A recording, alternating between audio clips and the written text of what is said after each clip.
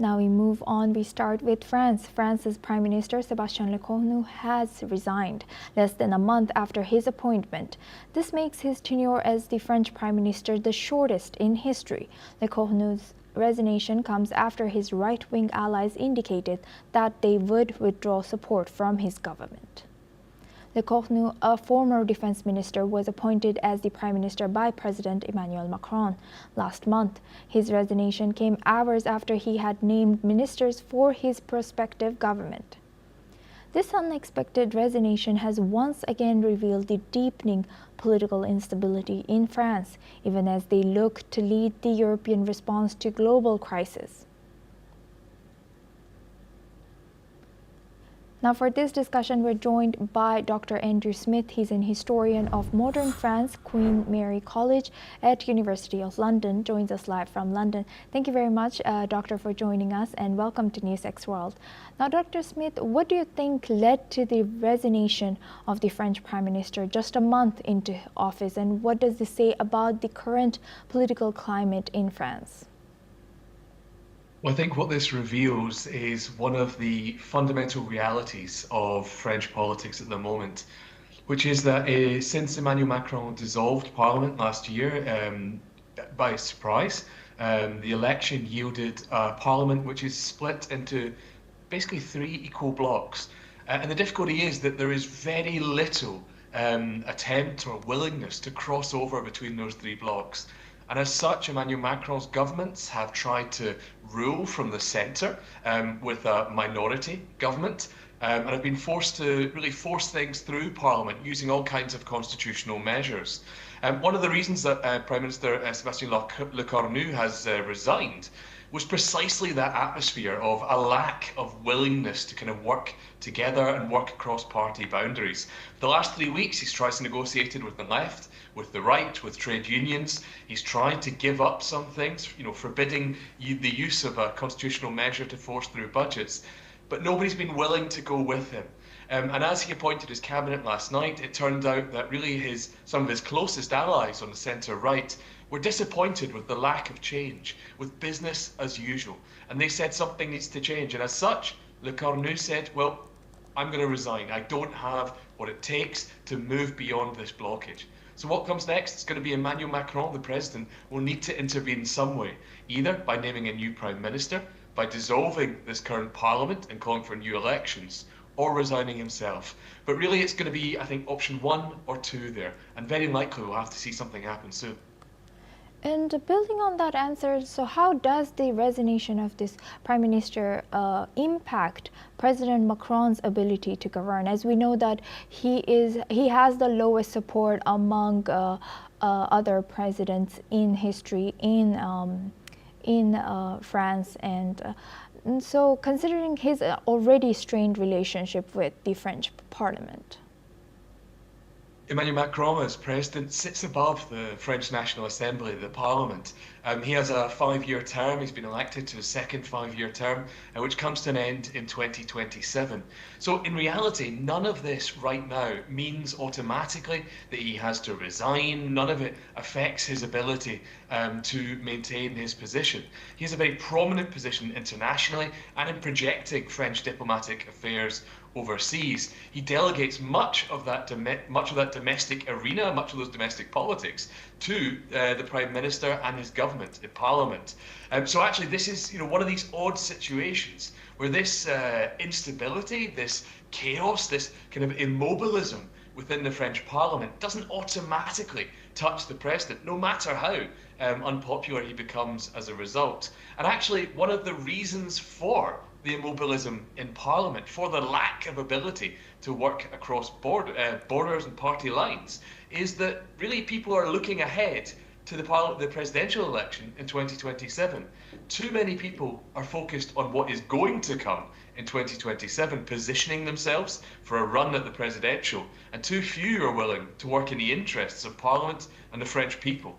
And that's why I think there will need to be some change to the Parliament, whether it be a new Prime Minister or a dissolution of Parliament leading to new legislative elections. And that change will need to come this week, I think. Right, that is so interesting. And doctor, so some were speculating in the news that the French Prime Minister could have used Article 49.3 of the French Constitution, but he did not and ended up, hence French government is here now. Do you think people will still question why he didn't use it? Or do you think there are people speculating that he should have used it? What are your thoughts? Well, this is it's a very good point, a very good question. It's something that especially the centre left has been calling for in order as a condition to work with the government. They've said stop using this mechanism, which we feel is undemocratic. Now, what Lecornu promised is that he wouldn't use this to push through budgetary measures, but instead he would, bring it to the Assembly, to Parliament, in order that discussion could try and find a way round. Now, the reality is that every time the government uses Article 49.3, the opposition can use a motion of censure. That's what's called a provoked motion of censure, in which, if the government loses that confidence vote, it will collapse and have to stand down, as we've seen a number of times already. However, it is worth noting that there is also what's called a spontaneous motion of censure that's allowed for in that Article 49 of the French Constitution. So the reality is that even if Lecornu's government had stood, even if his cabinet had met today, even if he had given his policy speech tomorrow, it's very likely that the left especially would have registered one of those motions of censure. So it's a really difficult thing to say whether or not giving up on 49.3 was a mistake. It's certainly something which came too late in the day, I think, to have a material impact on the negotiations. So the only thing he could really have done, I think, would have been said about a month ago to commit not to use it and start the discussion there, rather than finishing that discussion with the composition of that cabinet. And so, the Constitution, I think, is not the thing at fault. In reality, it continues to be that political division in Parliament and the need for politicians to work beyond their own party interests and in the service of the country. Right.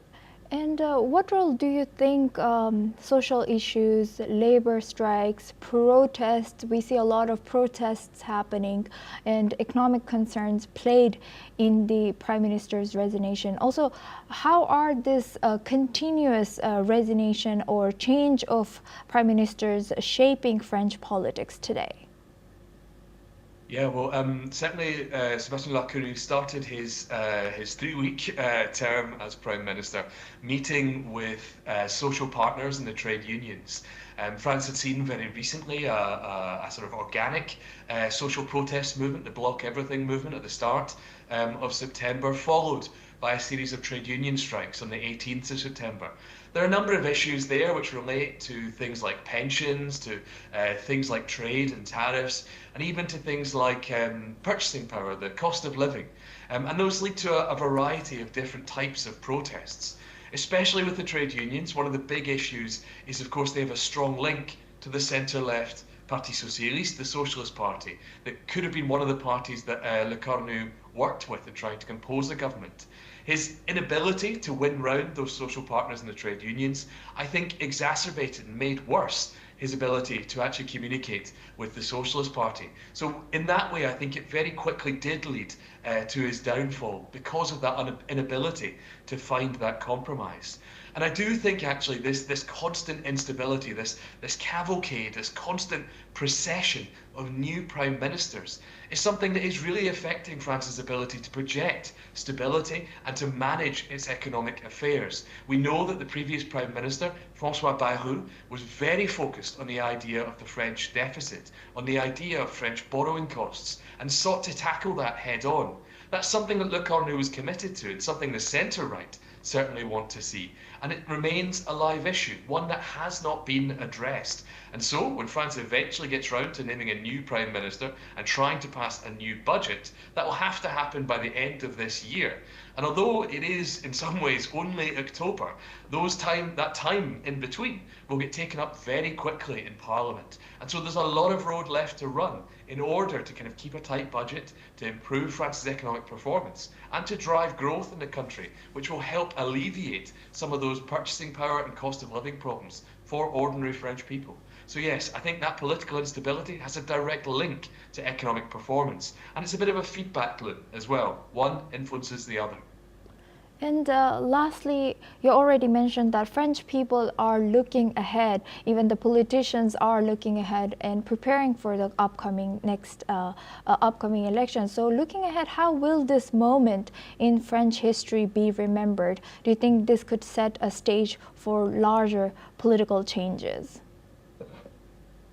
I think it's something that will definitely lead to a moment of political change. We do see a lot of instability right now. The next elections that are scheduled at the moment in France will be early next year in spring with the municipal elections. That's what a lot of the parties are talking about at present. And that will set the stage and really tell us what's going to happen when it comes to the presidential election scheduled for 2027. It will be a turning point. Emmanuel Macron cannot run again in those elections. We already know, in terms of looking at the polling data so far, that the far right at this present moment enjoys a very significant lead in those opinion polls. And so it's really something, I think, which will be quite difficult to forecast, but we're very likely to see political change come about as a result of those elections, yeah.